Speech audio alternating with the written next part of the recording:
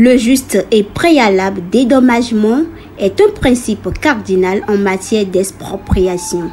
Un message signé Amnesty International Bénin. Chères autorités à divers niveaux, priez veiller au grain en vue de l'équité et du bien-être des populations, toutes couches socio-professionnelles confondues. C'est une question de protection sociale. Il y a des gens qui ont plus de 30 ans d'exercice, qui n'ont pas été mis à la retraite et qui continuent toujours pas à travailler. C'est comme si quelques amis se sont mis ensemble et ont décidé la mise en retraite de ceux qu'ils veulent. Je ne dirais pas que c'est un règlement de compte, mais ça s'apparente à quelque chose de pareil. C'est-à-dire, lorsque l'administration agit, il faudrait, n'est-ce pas, que ça soit... La loi impersonnelle, elle est générale, elle s'applique à tous de la même manière. Or, dans cette circonstance, on a l'impression que... c'est-à-dire qu'il y a un lot de personnes, on n'a pas encore tout à fait la preuve, mais un lot de personnes, 2 ou 3 personnes, qui sont allées s'asseoir et qui a une liste et qui ont eu à désigner ceux, par exemple, ceux avec qui ils ont maillé à partir, ceux avec qui... Il faut que cela cesse quand même. La loi doit être la même pour tous. Des gens qui ont fait 38 ans de service, qui sont encore là, alors qu'on dit que certains autres ont fait 20 ans de service effectif et on les met à la retraite. Alors si on devait mettre des gens à la retraite, c'est de commencer par le bout. Ceux qui ont fait plus d'années, ceux qui ont fait 38 ans, 35 ans, 30 ans de service effectif, c'est ceux-là qu'on devait mettre d'abord à la retraite. Et ainsi de suite, jusqu'à ce que ceux qui ont fait 20 ans, etc., n'est-ce pas, leur tour arrive.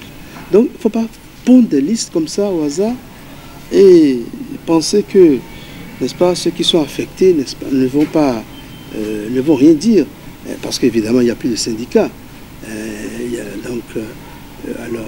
On fait tout ce qu'on veut. N'importe quel quidam prend une liste, va s'asseoir dans un cabinet et c'est fini, on coche des noms. On devait vérifier tout cela. Est-ce que cela a un sens?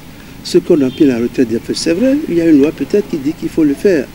La loi le dit. Mais encore faudrait-il le faire de façon rationnelle et non de façon irrationnelle. Il faut mettre les gens à la retraite, si la loi le dit, mais d'une façon où tout concerné doit savoir que, effectivement, j'ai passé 38 ans de service, il est temps que j'aille me reposer. Mais des gens les plus éclopés sont là et on prend ceux qui sont les plus aptes au travail, on les met à la retraite. Alors, on a l'impression qu'il y a un règlement de compte. Et je ne pense pas que ceux qui ont signé ce décret, que ce soit le président de la République, que ce soit le ministre des Finances, je ne suis pas sûr qu'ils soient informés de la manière dont les listes ont été confectionnées. Parce qu'il y a une injustice flagrante dans ces listes-là. Il faut les voir eux-mêmes. Et vous saurez que ce n'est pas des gens qui sont éclopés, c'est des gens actifs, qui sont même, certains même ont été récompensés. Alors vous imaginez que si c'était éclopé, comme on le dit, qu'on allait les récompenser comme cela, les décorer. La loi dit d'ailleurs que le directeur ou la directrice devait pondre un rapport individuel sur ces éléments qu'on envoie à la retraite. Or, à l'heure actuelle, lorsque vous vous attardez un peu sur les listes, vous verrez très bien qu'aucun rapport individuel n'a été fait. Aucun rapport. On vous met dans le test que, bon, suivant tel rapport, vu tel rapport, mais le rapport n'existe pas. Puisque c'est la même incrimination, c'est les mêmes tests, n'est-ce pas, qui ont été remis à chacun d'entre eux. Alors que s'il y avait un rapport, le rapport aurait dit, le rapport aurait été motivé. Alors on ne peut quand même pas mettre une loi d'une telle sévérité sans un rapport.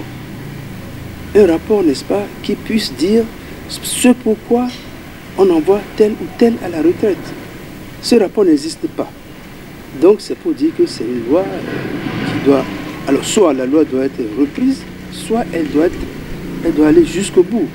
On doit exécuter à la lettre ce que dit la loi. Le rapport du directeur ou de la directrice, n'est-ce pas, n'existe pas. Et les gens sont partis à la retraite quand même, n'est-ce pas, sans ce rapport-là. Alors, c'est déjà dire que la loi n'est pas appliquée comme elle se doit. Vous dites que la pyramide est inversée, encore que, si cette pyramide est inversée, il faut savoir les causes de l'inversion de la pyramide.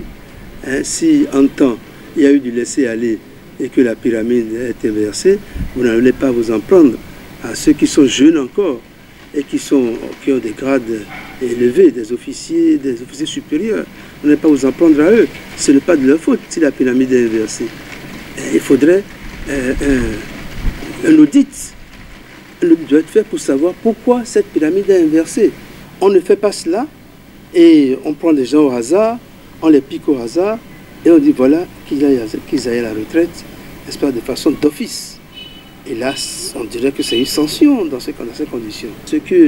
Ce qui m'attire un peu dans cette histoire-là, c'est que ceux qui ont pris des crédits sur la base de leurs primes, voilà que vous les mettez d'office à la retraite.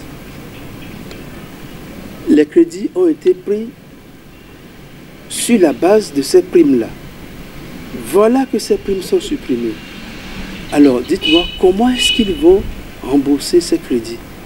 Alors, si effectivement, il y a du social dans ce qu'on dit, si l'aspect social est pris en compte, alors il faudrait que l'État, n'est-ce pas, rembourse ces crédits que ceux-là ont pris, parce qu'ils ne savaient pas du tout qu'ils allaient à la retraite. Et d'ailleurs, parmi les pièces qu'on leur a demandé de fournir, évidemment, il y a ces pièces-là.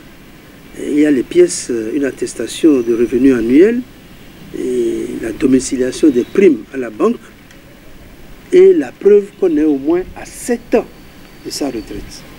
Voilà, sur cette base, on a pris des crédits. Nous sommes au moins à 7 ans de notre retraite. Et on nous met maintenant à 2 ou 3 jours, on apprend qu'on est à la retraite.